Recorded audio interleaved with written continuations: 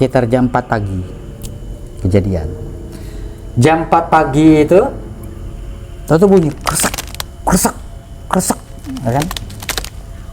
Nggak ada yang namanya tuh sirene, nggak ada yang namanya aba-aba. Tum, tum, tum. Pohon tumbang 3 kali hentakan ke bumi. Pohon itu. Pohonnya itu Mas, kalau kita bisa mengukur, itu 2 kali pelukan manusia.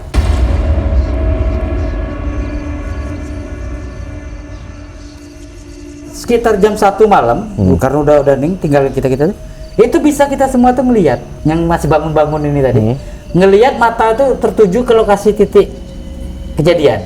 Karena kita waktu pas takziah posisinya agak turun dikit, ya kan, kira-kira 50 meter lah dari lokasi kejadian. Karena kita nggak mau nanti tahu-tahu kita pula nanti ditimba di sana kan. Turun dikit, itu juga yang lahannya agak datar gitu. Muncul tenda. Ada tenda satu kelompok di sana, di titik kejadian. Di ground zero-nya. Di titik kejadian itu, ya kan, yang masih ada pohon besar itu tadi. Kok ada tenda satu kelompok, siapa kan, itu pertanyaannya.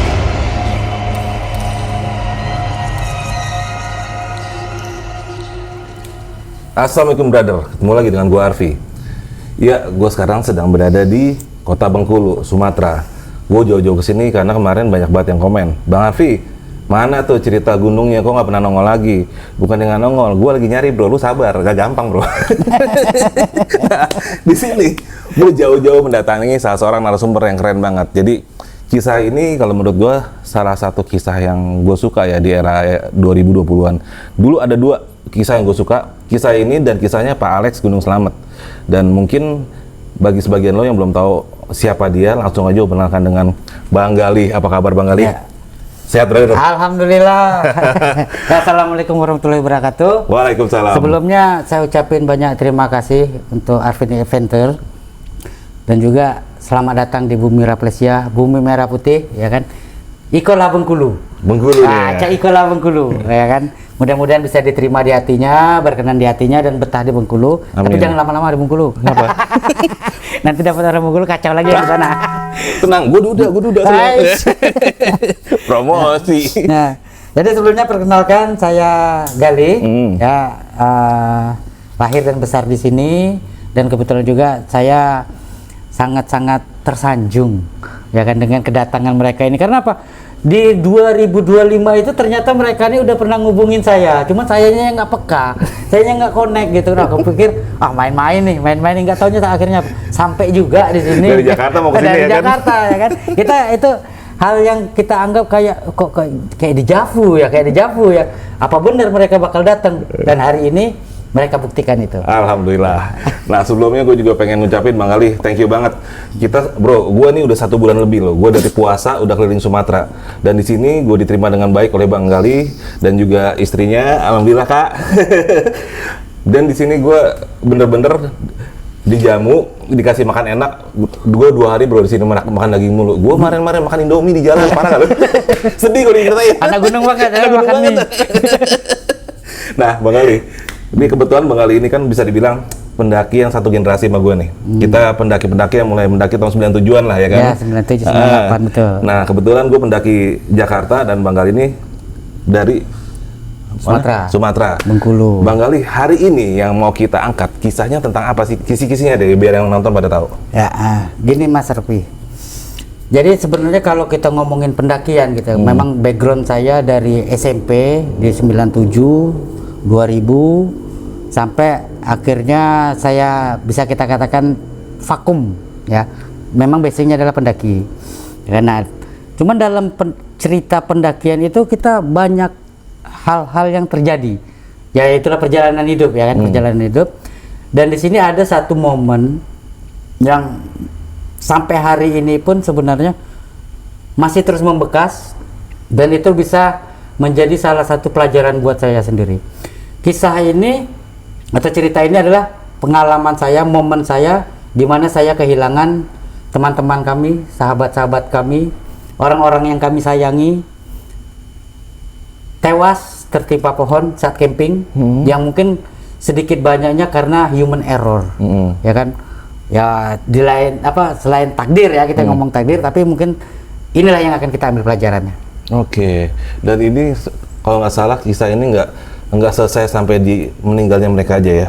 Ya benar. Jadi dari tragedi itu ternyata tidak selesai dengan tragedi itu aja, ya kan? Ada buntut-buntutnya lagi.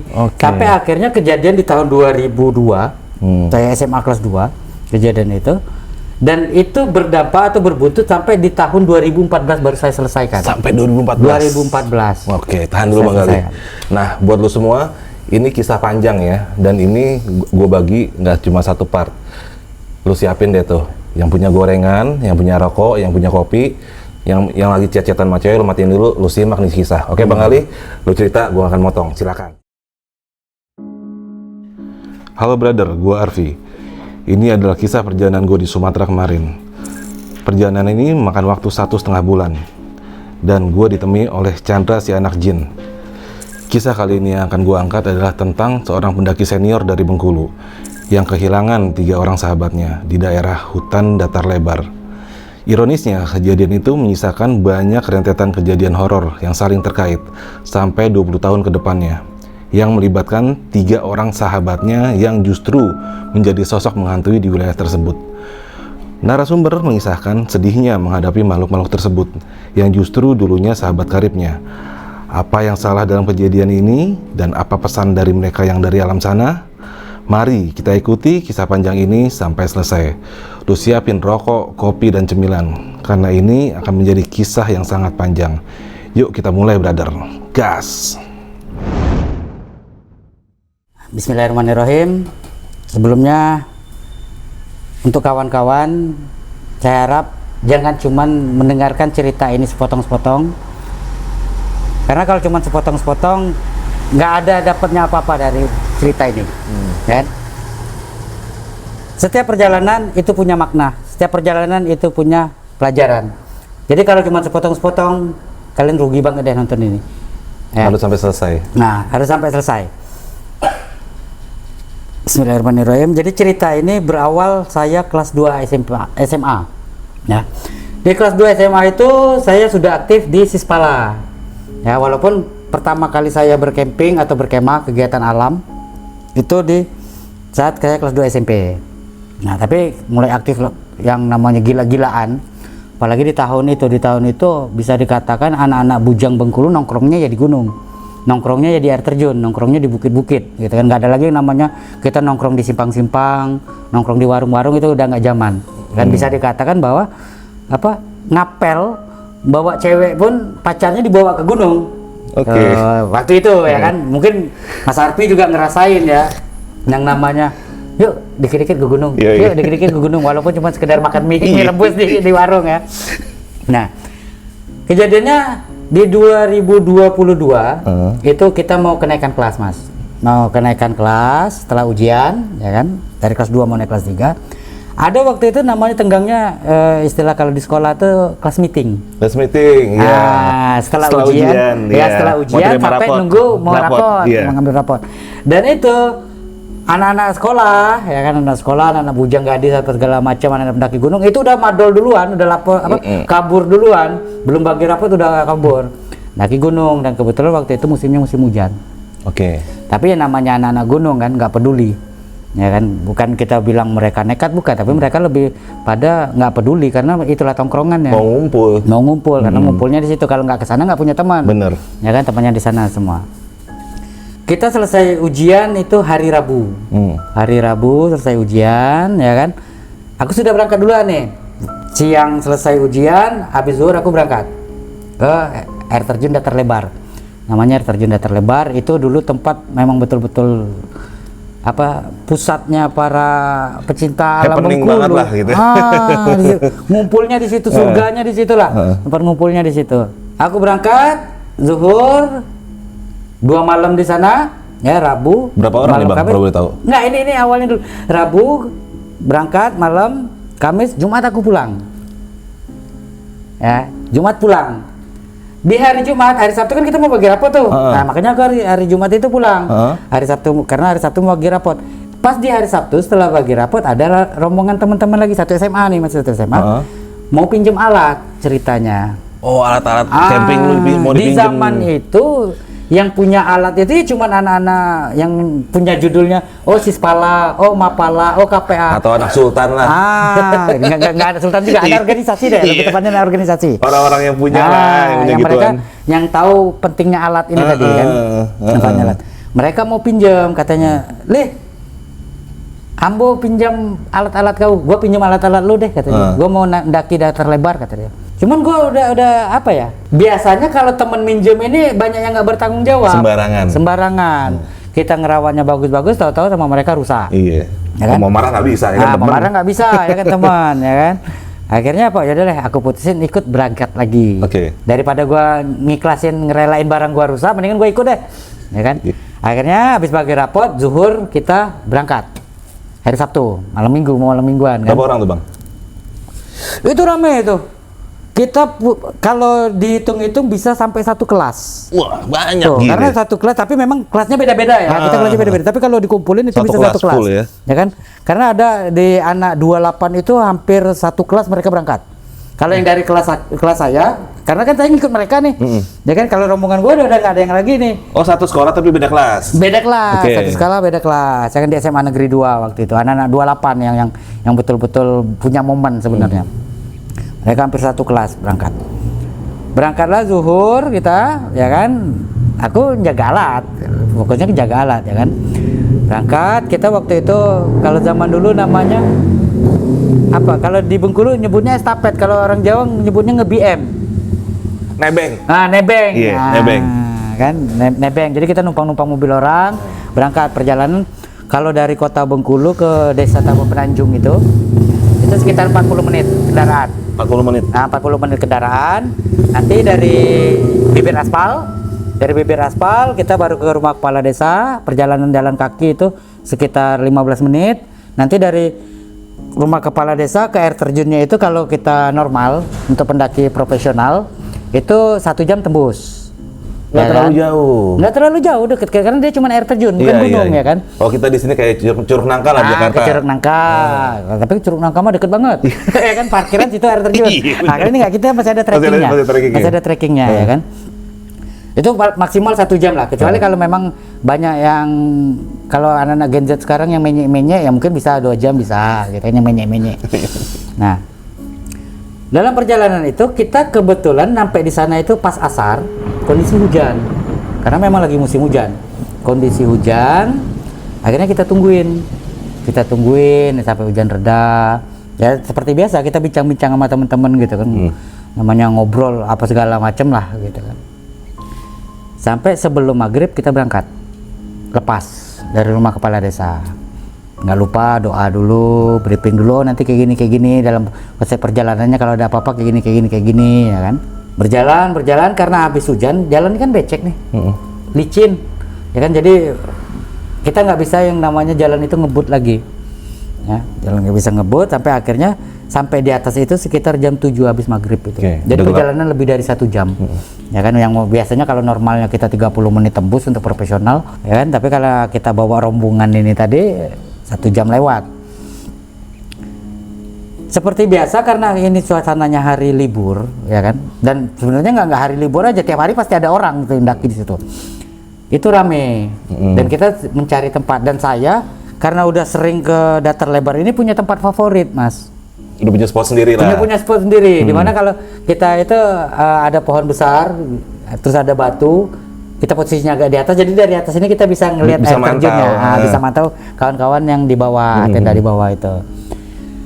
Nyampe di lokasi, habis hujan itu udah reda ya kan, kita mondirin tenda di lokasi yang saya bilang favorit ini tadi. Tahu-tahu ada senior kita, abang-abangan kita ngomong, "Le, baru nyampe lu?" "Ya bang, mau negain tenda di mana? Mondirin tenda di mana?" "Sini bang." "Oh jangan di situ," kata dia. "Kenapa bang?" kata gua kan. "Tadi barusan ada pohon ini ranting jatuh." Jadi ada ranting sekitar setangan atau sebesar betis kita itu jatuh, kata dia gitu kan. Terus gue inget, oh iya musim hujan nih gitu kan, bahaya juga nih di sini. Akhirnya apa, kita pindah, geser. Tidak di lokasi itu, geser dikit, nggak jauh, paling geser cuma 10 meter lah gitu kan. Udah geser, udah ada yang diri tenda mulai bagi tugas kan. Nah, kita bagi tugas yang diri tenda, yang masak-masak, yang ngambil air, yang nyiapin api. Mungkin kalau zaman sekarang yang hobi foto ya foto-foto kayak gitu kan.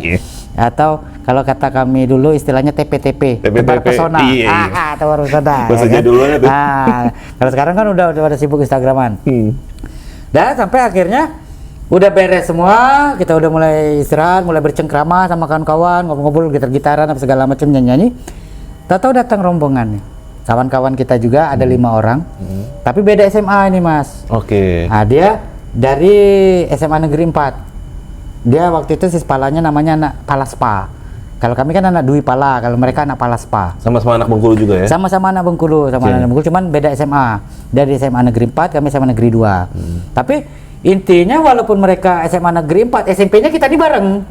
Masih seputaran itu aja. Cuman bagi 2 aja, satu masih SMA 2, satu masih SMA 4. Masih Karena saling dulu kenal kan lah. masih rayon, kita kan mainnya rayon. Main rayon, benar. Masih sistem rayon, jadi mecah gitu kan. Tapi di permainan sehari-hari ya tetap bareng-bareng, ya kan, tetap bareng-bareng, jadi saling kenal. Nyampe mereka sekitar jam 10 malam. Ya, dari jam 10 malam kondisi udah gelap, tapi dengan tetap orang masih ramai ya kan, karena masih aktif-aktifnya para pendaki jam segitu kan. Pas dia mau diriin tenda, gue bilang nih, kalau tadi ngomongnya WCS gitu kan. Jangan negak tenda di situ, jangan diriin tenda di situ.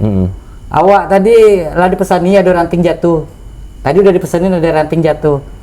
Dia ya mungkin ya model anak-anak selenge gitu kan, anak-anak bodoh amat gitu kan.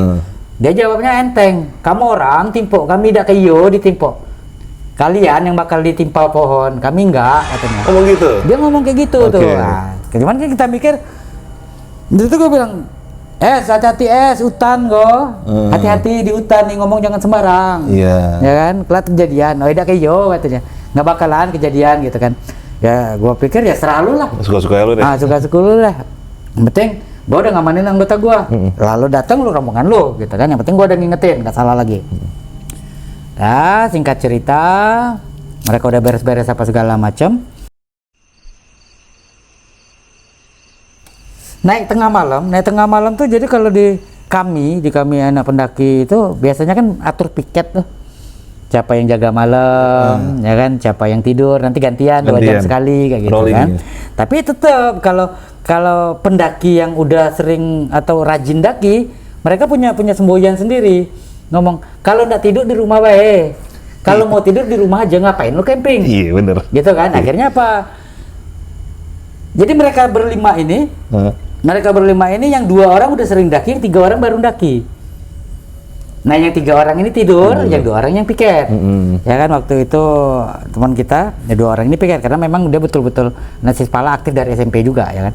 Nggak tahu nyeletuk kan kita kalau di camping itu biasanya mainan api itu, main api unggun. Jadi tenda itu kan ngeremang gitu, ngebayang gitu. Tahu-tahu nyeletuk salah satu dari mereka ini ngomong, "Lih, ngapu kalau ditengok-tengok tenda kau kucing tenda mayat dah." Jadi kata kok kalau dilihat-lihat tenda lu kayak tenda mayat ya kata dia gitu. Ya kita langsung dong, hati-hati ngomong hutan kok. Kan kayak gitu terus ya kan. Udah istirahat mulai hening. Ya suasana di bumper itu mulai hening. Tinggal yang piket-piket malam, yang masih mainan api, yang main gitar yang dengan curhatannya mereka, yang keliling-kelilingnya juga masih ada, yang bertandang kalau kata kami itu. Istirahat sekitar jam 4 pagi kejadian.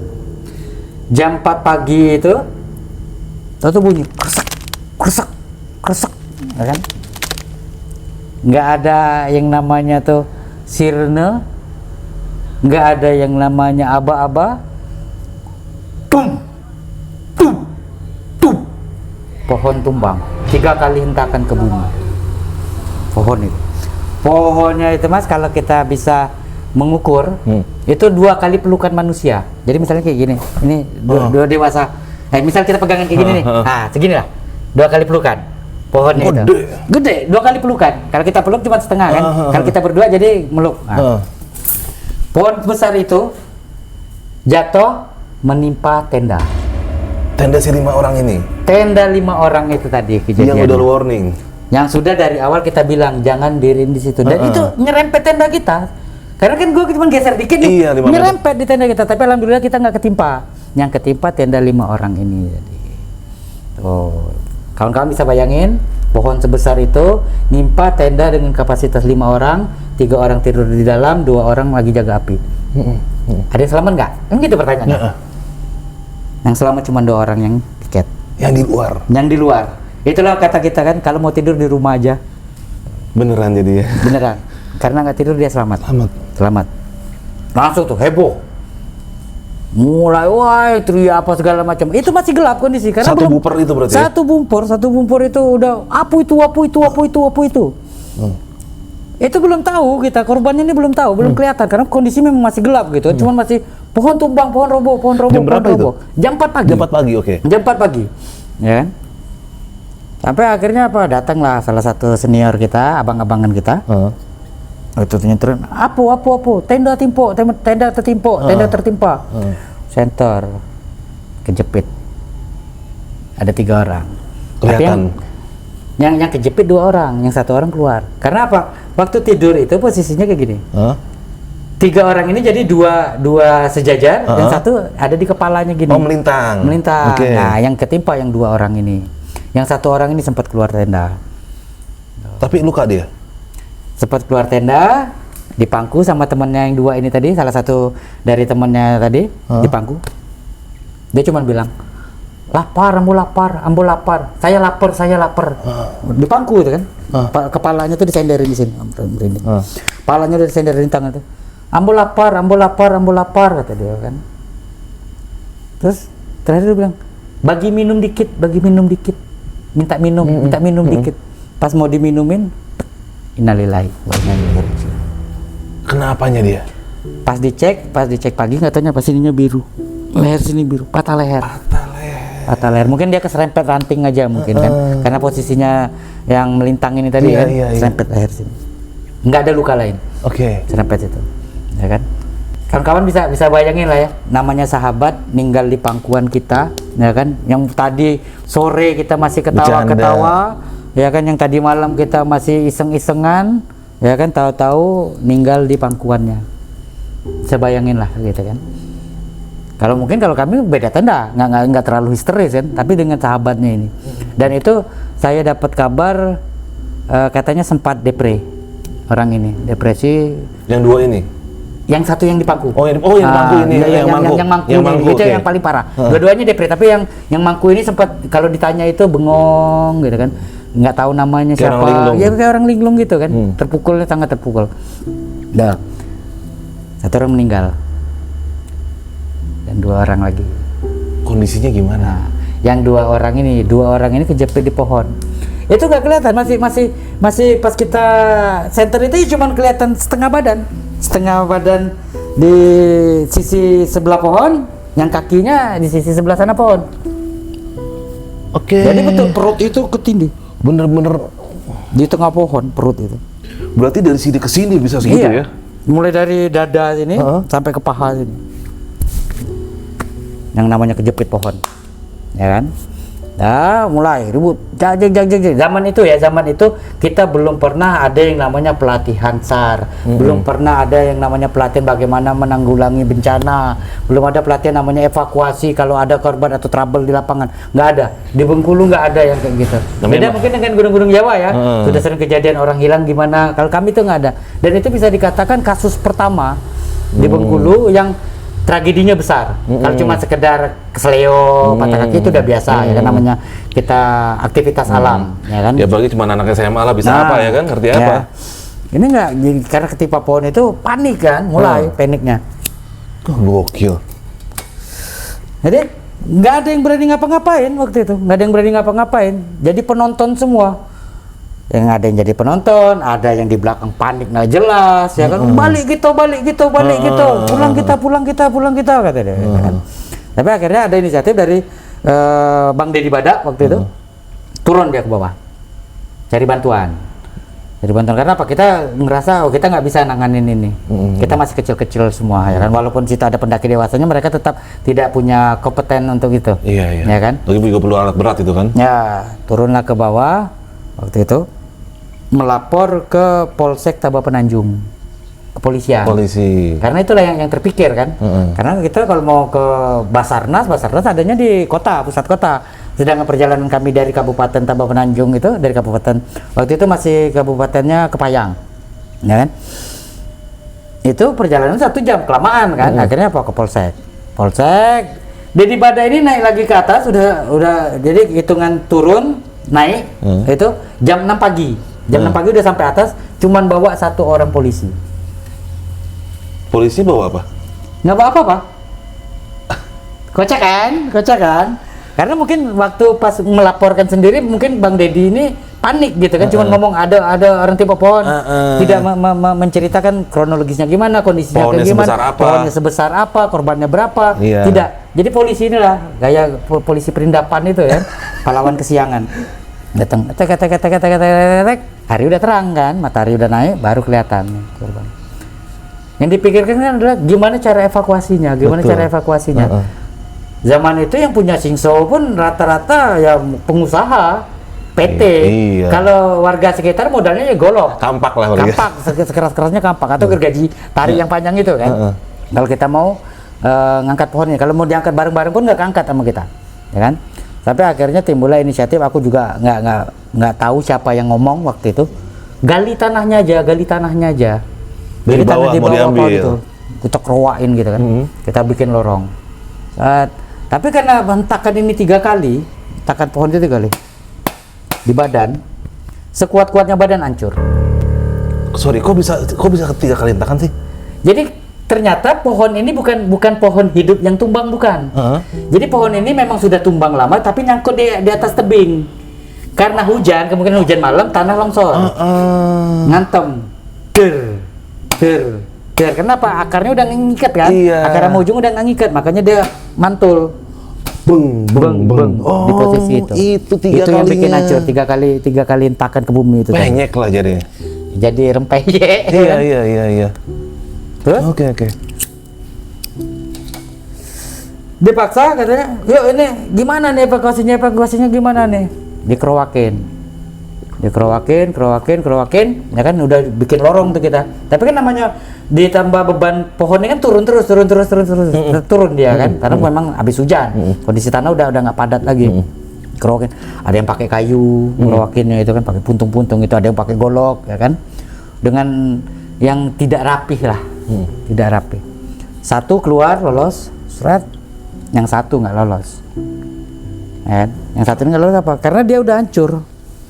Kita udah hancur, tinggal, jadi bisa dikatakan itu tinggal tulang punggungnya aja yang nempel, yang nyatuin badan dia ini. Ininya udah pecah, Ini berantakan. udah boyar kalau kata-kata. Jadi mulai dari tulang rusuk sampai ke paha sini ini udah boyar. Yang nyatuin badan dia itu ya tadi. Tulang punggungnya aja. Jadi apa? Kaki ditarik.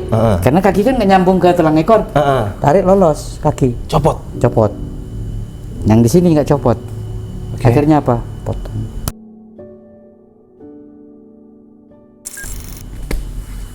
Pakai apa dipotongnya? Golok. Siapa yang melakukan? Ada. Jadi dipotong. Dan itu sisanya tertinggal lah di bawah pohon itu. Bagian tubuhnya Bagian tubuh yang terpotong ini tadi. Jadi yang kita bawa itu cuma dada ke atas, ya kan, sama kaki, Iya. paha ke bawah tuh. Yang tarik. Sisanya ketinggalan di situ. Yang 1 orang itu. Nah, terus karena saking pengen cepet gitu kan, tenda terdekat dijadikan tempat evakuasi. Kebetulan tenda saya masukin semua.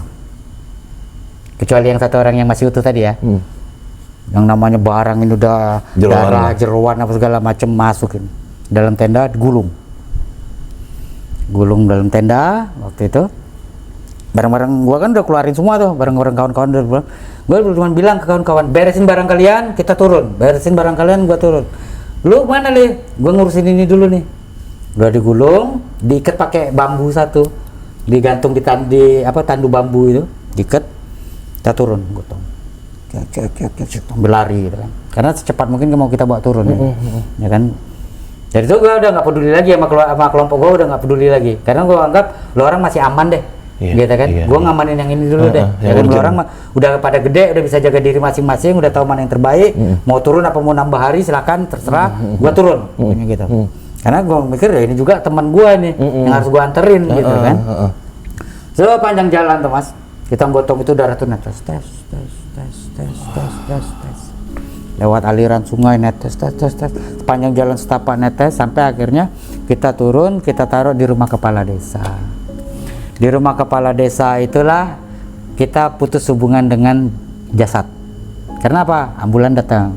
Ambulan datang, dibawa pakai ambulan, saya udah lepas tangan. Yang penting udah nyampe. Nah, dari kejadian itu langsung keluar ultimatum dari kepala desanya. Turunkan semua yang ada di atas. Semua yang ada di air terjun itu suruh turun, kita tutup sementara sampai dengan batas waktu yang tidak ditentukan. Sorry, perkiraan lo ada berapa orang itu? Yang kalau dihitung-hitung, karena itu lagi masa liburan ya.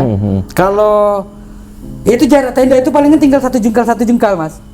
Tenda satu, tenda dengan udah kayak komplek. Itu kalau bisa kita estimasi ya, estimasinya itu sekitar 100 tenda. Gila. Sekitar 100 tenda, kalau kita dikalikan 4 orang aja tenda, 400 orang kemungkinan dalam. Kan kayak gitu. Belum lagi tadi kayak yang rombongan saya udah satu kelas sendiri ya. Dan memang itu rame ya kan. Tuh, jadi ada sekitar ratusan orang yang menyaksikan, yang tidak menyaksikan langsung tapi yang tahu tentang kejadian itu. Dan kalau kalian atau kawan-kawan ingin tahu cerita itu, sebelumnya saya minta maaf, banyak dari kami yang akan pura-pura tidak tahu karena kejadian itu betul-betul jadi luka, traumatik sendiri. Dan setelah kejadian itu pun itu sangat-sangat pesat mas, karena setelah itu kan nanti kita ada acara kegiatan 17 Agustusan, itu para pendaki itu lebih dari setengah hilang, nggak ada yang berani daki lagi. Traumanya mereka. Jadi kasusnya gitu. Jadi pendaki Bengkulu itu hilang setengah, nggak mau lagi daki karena punya itu tadi, kejadian itu tadi ya, punya trauma yang mendalam, luka, dan juga mereka masih berkabung, masa berduka ya kan. Dan itu alasan mereka sendirilah, apa yang membuat mereka trauma, apa yang mereka simpan, apa yang macam-macam faktor lah. Ya, dan kalau kalian tanya ceritanya, pasti tiap orang punya cerita versinya masing-masing. Tuh, kalau kejadian itu di tahun 2002 kita mau naik kelas 3 SMA. Nah, artinya setelah kejadian itu bisa dibilang jagat pendakian Bengkulu ini heboh bang? Heboh banget. Setelah itu artinya kan ada nggak yang namanya para untuk memperingati, atau ini kan orang meninggal loh, ada nggak yang ya kalau di kita di Jawa kan ada 7 harian lah kayak gitu-gitu. Nah, jadi gini mas, jadi setelah kejadian itu kan tadi instruksi dari kepala desanya untuk menutup sementara. Betul. Bumper ini tadi ya. Menutup sementara, tapi di Bengkulu itu kita punya payung organisasi pecinta alam, namanya itu Sekber, Sekretariat Bersama. Waktu itu ketuanya ke almarhum Pak Kak Siswanto, nama itunya CSP, Cinta Sampai Puncak, nama organisasinya waktu itu.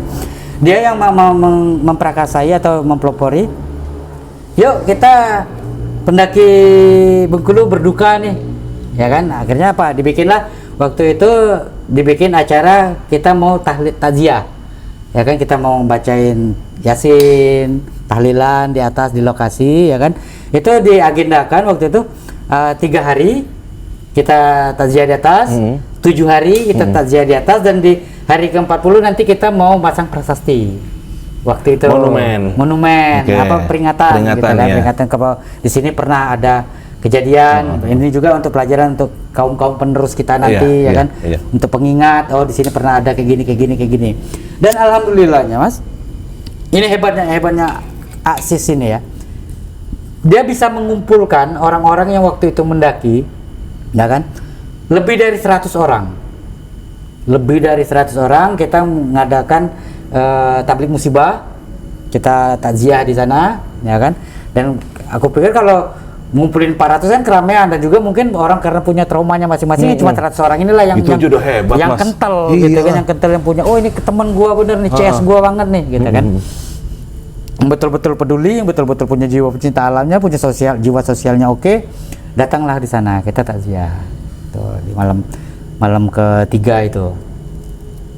Jadi pas di malam ketiga kita udah briefing apa segala macam, kita diriin waktu itu kita cuma pakai tenda taruh terpal itu aja, nggak ada tenda satu-satu gitu kan. Jadi nggak ada ceritanya tiap orang itu bawa tenda, nggak ada. Kita cuma satu pakai terpal besar, masal. Kita ngampar gitu kan, baca yasin bareng, baca tahlil bareng ya kan. Lancar, acara itu lancar ya kan, hikmat ya kan. Yang nggak enaknya itu setelah acara itu, Mas. Jadi setelah acara itu, acara ini jam berapa sampai jam berapa nih? Acaranya kita itu malam, dari setengah 8 kurang lebih ya, habis isya itu, karena kita pendakian dulu tuh. Nah, maghrib kita pendakian bareng-bareng, Tabtu Akbar,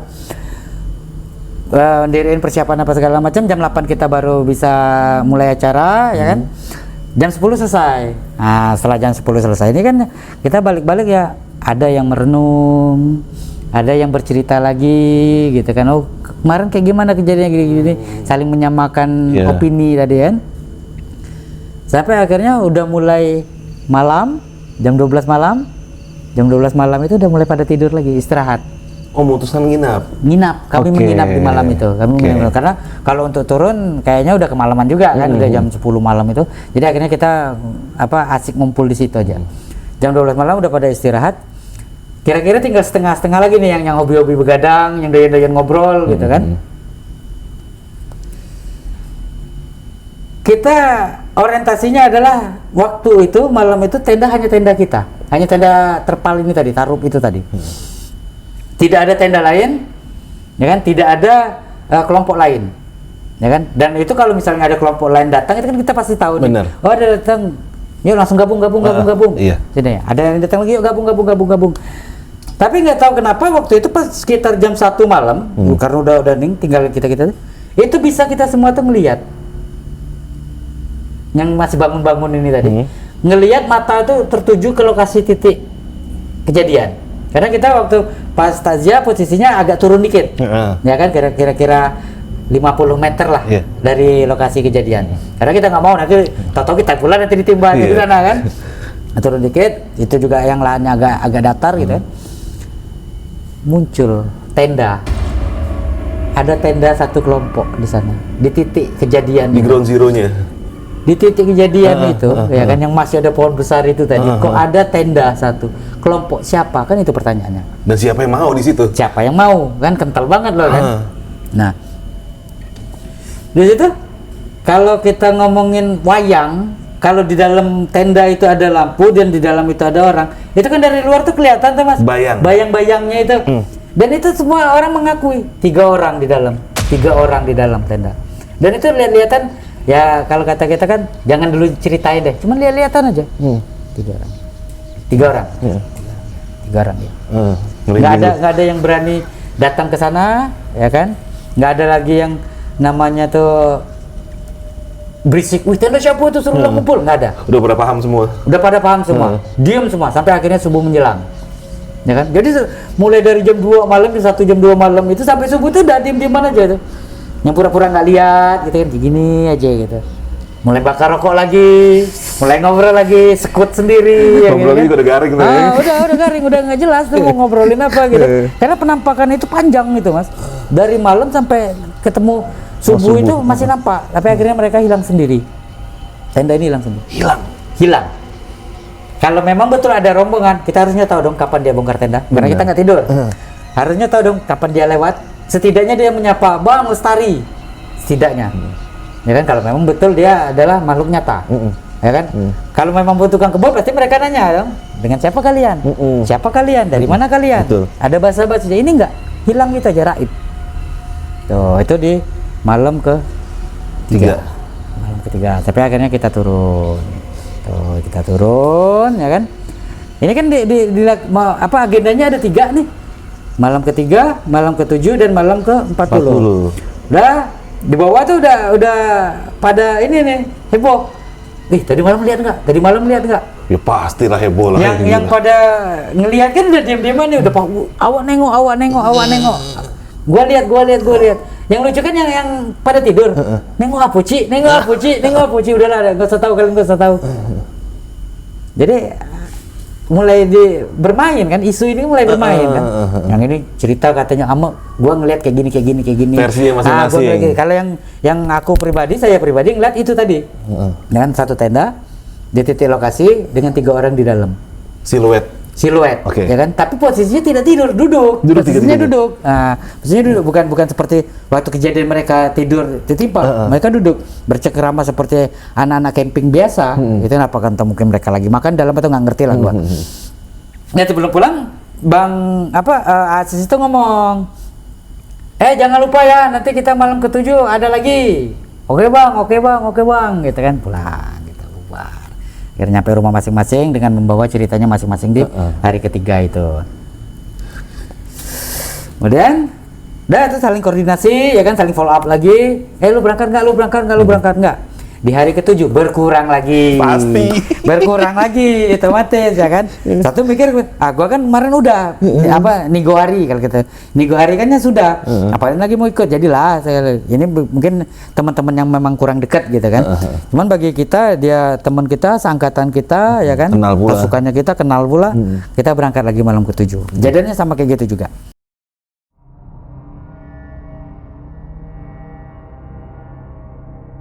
Berangkat dari bawah sore, nyampe di atas maghrib, kita siapin dengan tenda terpal ini tadi, kita yasinan lagi, takziah lagi, ya kan? Itu selesai jam 10, itu beda dengan yang hari ketiga. Pas di hari ke-7 itu kita udah siap-siap. Mental udah siap nih? Iya, mental udah disiapin, ya kan? Muncul lagi nggak nih, ya kan? Yang posisinya waktu itu memang melihat dan bangun, kan? Ditungguin. Benar kejadian. Muncul lagi. Jam 2 malam muncul lagi tenda itu. Di tempat yang sama? Di tempat yang sama, posisi yang sama, cuman yang berbeda sekarang orangnya keluar. Tidak di dalam tenda lagi, jadi dia di depan tenda. Tuh, jadi dia mulai berdiri, 3 orang ini jajar di depan tenda. Dia ngeliatin, karena kan jarak 50 meter kan masih bisa ngelihat kan orang ini apa sih. Dan itu tuh bukan kalau kata orang sekelebatan gitu, bukan, nyata, betul-betul kita kayak ngelihat rombongan lagi ngecamp di situ. Cuma beda rombongan aja. Mereka ngeliatin kami di bawah itu kan, posisinya nggak di atas. Mereka ngeliatin di bawah tuh, 3 baris. Ngeliat ke arah itu semua? Ke arah kami nongkrong duduk itu kan. Jadi kan tinggal tawel-tawelan gini. Boy. Nampak. Boy, nampak. Tapi nggak ada, ngeliatnya cuman curi-curi pandang gitu aja. Nggak ada berarti kami langsung. Dan alhamdulillah waktu itu nggak ada yang ngomong, woi siapa lu? Udah jadi bunda, ya kan? Cuman udah tahu lah. Mendiang nih. Mendiang datang. Dan ceritanya selalu kayak gitu, ya kan? Selain itu, selain mereka berdiri, tahu-tahu teriak. Kita nggak teriak, mereka teriak. Yang 3 orang ini di atas. 3 orang ini teriak. Tolong kami. Teriak. Di situ kan mulai kita dilema kan, serba salah. Siapa yang mau ditolong? Berani nggak lu nolong? Ya kan udah tahu ya kan. Lu aja. Udah enggak, gue sini mau doa gitu ya kan. Tolong, itu teriak mereka. Tolong kami. 3 orang ini. Dan itu tuh mengganggu telinga kita dari jam 2 pagi sampai subuh lagi. Subuh hilang. Kejadiannya sama, cuman beda momen. Ini lebih ekstrim lagi. Lebih gila. Iya. Lebih gila. Bawa cerita masing-masing lagi, ya kan? Ini kita paling kisaran tinggal 30 orangan waktu itu. Terus yang memang yang kental-kental gitu kan. Turun cerita-cerita dengan versinya masing-masing. Lo simpen cerita lo sendiri, gue simpen cerita sendiri, lo simpen cerita. Makanya jadi kalau sekarang kalau kawan-kawan mau nanya cerita ini sama anak-anak Bungkul, banyak pura-pura nggak tahu. Karena mereka kalau nginget itu tuh kayak punya momok sendiri, punya hantu sendiri dalam diri mereka gitu kan. Dan kita pulang. Agak panjang nih, dari 7 hari ke 40 hari. Karena apa? Kita mau persiapan juga sekaligus untuk bikin prasasti kan waktu itu. Mulai hitung anggaran biayanya gimana, nanti konsep di lapangannya kayak gimana, ya kan. Nah, akhirnya tiba di hari ke-40.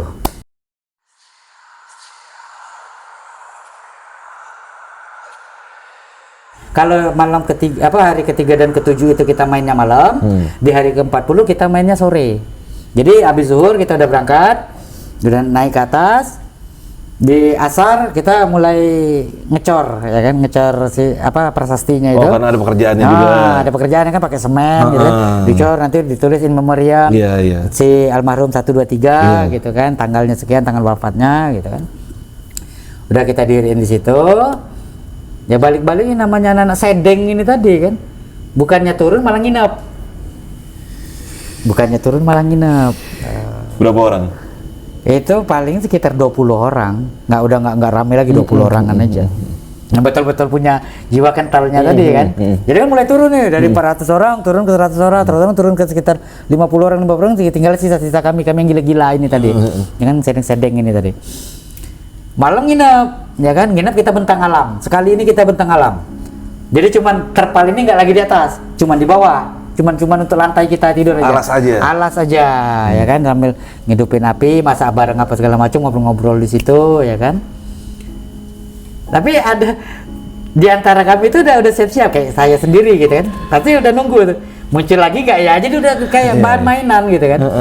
Muncul lagi nggak nih? Yuk, taruhan yuk, muncul nggak? Sampai kayak gitu kan, taruhan yuk, kita muncul nggak nih malam. Nggak tahu apakah ini doa, nggak tahu apakah ini tantangan, atau mereka ngerasa, kawan-kawan aku nih tinggal inilah yang datang, katanya mungkinnya. Muncul lagi. Jam berapa itu muncul? Kejadiannya sama, jam 2 lagi. Jam 2 malam lagi. Kejadiannya itu. Jam 2 malam, tenda itu muncul lagi. Momennya kalau yang pertama tadi mereka di dalam tenda, yang kedua mereka di luar tenda berdiri sambil teriak. Yang pas ketiga ini kontak mata langsung. Mereka di luar tenda bertiga, kontak mata. Jarak berapa meter? Jarak 50 meter itu tadi. Kita dengan lokasi yang sama situ. Lokasi kejadian kami menegakkan acara itu sekitar 50 meter. Itu kontak mata. Dan mereka bertiga itu bisa kompak melambai. Berarti kan dia tahu kalau kita ngelihat dia. Tinggal dengan persepsinya masing-masing. Kawan-kawan juga silakan mempersepsikannya masing-masing, ya kan. Apakah ini ucapan terima kasih dia? Apakah ini ucapan selamat tinggal dia? Ya kan, apakah ini ucapan hai kawan, mari bergabung, ya kan, kita nggak tahu. Atau jangan lupakan kami. Jangan lupakan kami, itu wallahu alam. Ya kan, silakan kawan-kawan persepsikan masing-masing. Ya kan, kalau saya pribadi waktu itu hanya berpikir, dia sudah terima kasih ke kita.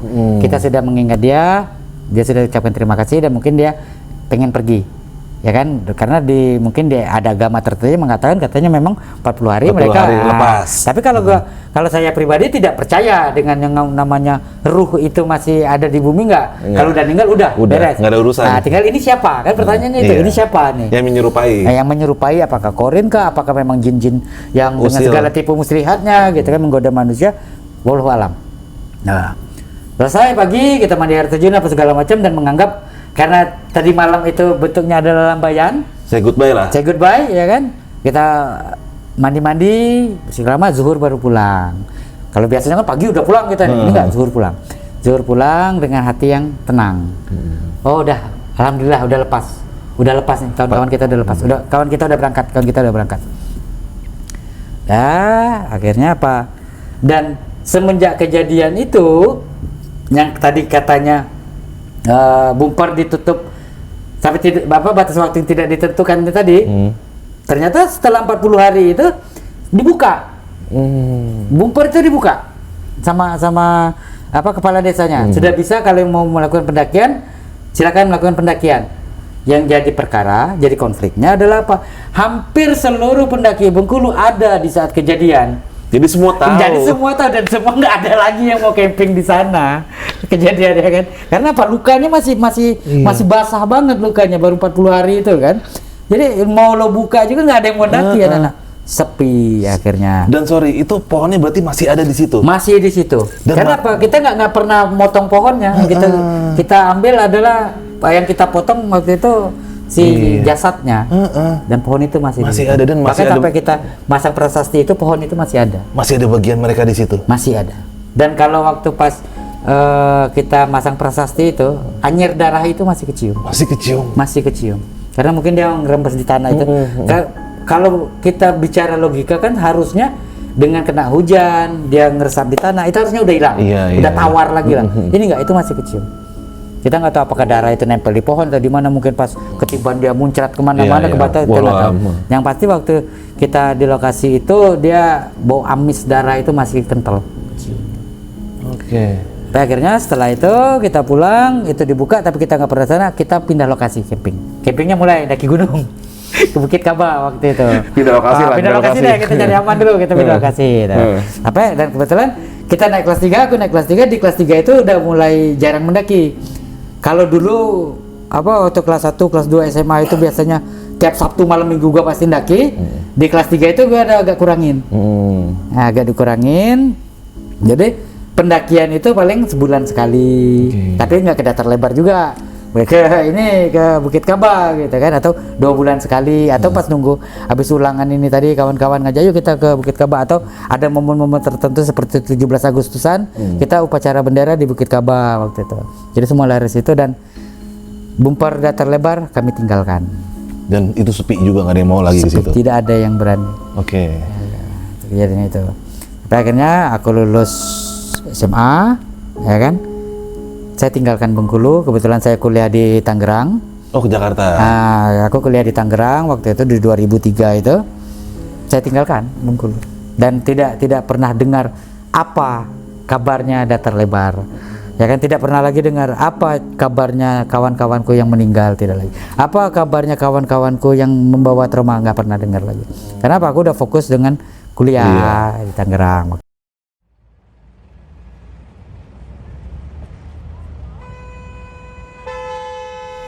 Kita kuliah di Tangerang sampai akhirnya di tahun 2005. Nah, waktu di Tangerang itu gua vakum betul, nggak pernah daki gunung, nggak pernah yang namanya ikut kegiatan alam, fokus kuliah, vakum. Sampai akhirnya kawan-kawan dari Bengkulu telepon. Ya kan, waktu itu masih zamannya telepon rumah, handphone belum yang wah banget gitu ya, masih pakai wartel. Cek katanya, lo balik nggak 17-an? Ada acara apa? Kata gua gitu kan. Kita mau reunian di Bukit Kaba, kata gitu kan. Oh yaudah deh, gua balik. Agustus kebetulan juga kita lagi libur kuliah kan, antara Juli sampai September itu kan libur kuliah kita. Agustus gua balik, reunian lah, daki Bukit Kaba. Tapi reuniannya di Bukit Kaba, bukan di Datar Lebar, karena Datar Lebar udah nggak ada lagi yang daki, dan itu gua sendiri juga nggak tahu ya kan, karena gua ngikutin acara teman-teman reunian di apa Bukit Kaba itu. Daki ke Bukit Kaba tanggal 15 Agustus. Ya kan, kita mulai dari persiapan karena kalau acara puncaknya nanti di malam 17 biasanya Tatu Akbar. Cuman aku 15 Agustus itu udah berangkat duluan. 15 Agustus berangkat itu saya, si Peri, Aldi, terus kembaran saya Galuh sama mbak saya itu Mbak Uli, ya kan. Kami daki itu. Daki cuman bawa 1 tenda. Kebetulan bawa 1 tenda, ya aku pikir cukup lah, kapasitas 4, kita nanti yang cewek-cewek di dalam kita nongkrong aja dulu, kita begadang biasa gitu kan. Dan juga bukan mau tidur kan, kita mau reunian. 15 berangkat daki, diriin tenda di Bukit Gajah, ya kan, udah beres 1 malam, 15 malam 16, ya kan. Di 16 sore, tanggal 16 sore kawan datang. Kawan satu organisasi sama kita, ya kan, di waktu itu organisasinya Ayah Bapala. Datang 2 orang nih, Angga Boy sama Well. Namanya Akhirudin, cuman panggilannya Well. Bang Well ini. Bang Well sama Angga Boy. Datang, ketek, udah asar tuh nyampe di atas. Udah asar, duduk, ya kan? Ngobrol, bawa tenda nggak lu orang? Bawa, kata dia gitu kan. Mau diriin nggak? Ntar aja, kata si Angga Boy sama Well ini. Gitu kan. Kalau kamu orang dia bawa tenda, kita sama-sama bentang alam, ya, kata gua gitu kan, aman lah itu nanti aja. Tapi akhirnya ngeliat cuaca, cerah nih, malam ini cerah nih kan, tegak tenda nggak ya, kata dia, tegak tenda nggak ya. Terus aku inisiatif dong, nanti takut kalau tiba-tiba hujan atau gimana, diriin lah tenda. Dia keluarin lah tenda dari tas kiri, ceret, mereka nih ngeluarin. Langsung aku bilang, tenda mana kamu bawa nih? Tenda mana yang kalian bawa? Tenda di Sekre, yang di Peti itu. Nyolah, tahu kamu cerita tenda nih? Tahu, katanya. Tahu deh. Tahu, katanya. Oke. Tahu tenda kita, tahu, katanya. Tahu cerita tenda nih? Tahu, ngapa dibawa? Daripada dado, daripada nyadar bahwa Nyari Jadi, penyakit. Tenda ini ternyata ini mereka bawa apa? Tenda yang tadi kita pakai untuk gulung Membungkus. jenazah. Yang tadi judulnya tenda mayat.